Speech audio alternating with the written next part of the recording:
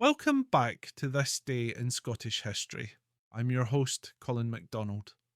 Today, we turn back the pages to March 30th, 1406, a fateful day when the future of the Scottish crown was quite literally swept away at sea.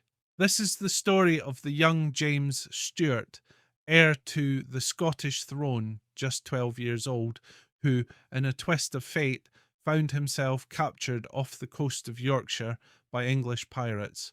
What began as an escape for safety turned into an 18-year captivity that would shape the mind and destiny of the future James of Hun of Scotland. And if you're curious about other fascinating events that happened on this day in history, be sure to check out my blog at bagtownclans.com/thisday. The link will be in the description.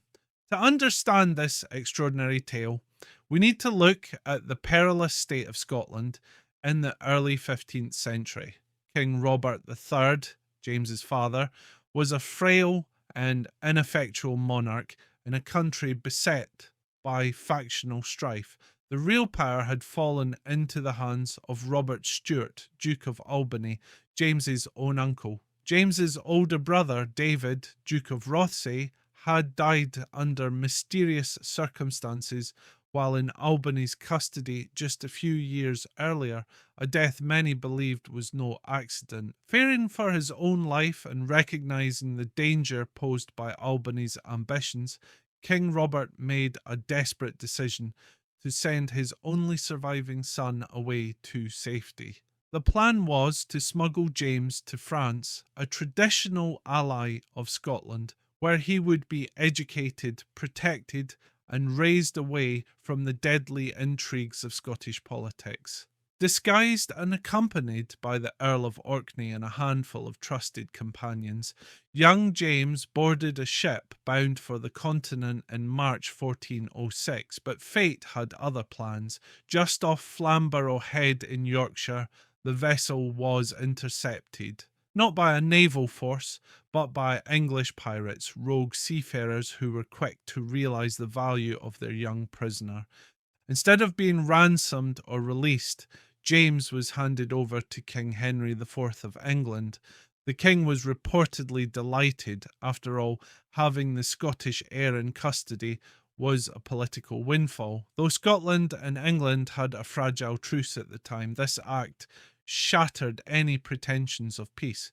When news of the capture reached King Robert III, he was devastated. According to chroniclers, he said, "Now there is no safeguard," and died within a matter of weeks, likely of a broken heart. The throne passed to his son, but that son was now a captive.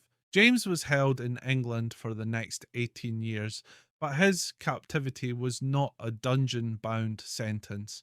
Instead, he was raised and educated at the English court, primarily under the reign of Henry IV, and later his son, Henry V. He was schooled in languages, literature, music, and the art of kingship. He observed the centralised English monarchy in action, its military organisation, its justice system, and its courtly traditions. It was a far cry from the faction-riddled chaos of his homeland. Over time, James came to be seen as a cultured and capable prince. He even wrote poetry, most famously the King's Quair, a romantic and philosophical work inspired in part by his experiences in captivity. But while James learned, Scotland languished.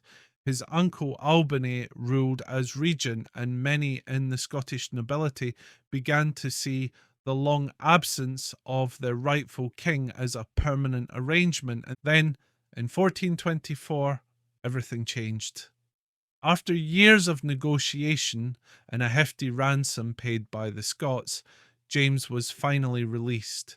He returned not as the uncertain boy who had left, but as a hardened and deeply educated man, determined to reclaim and reform his kingdom. What followed was one of the most transformative reigns in Scottish history. James the wasted no time asserting his authority.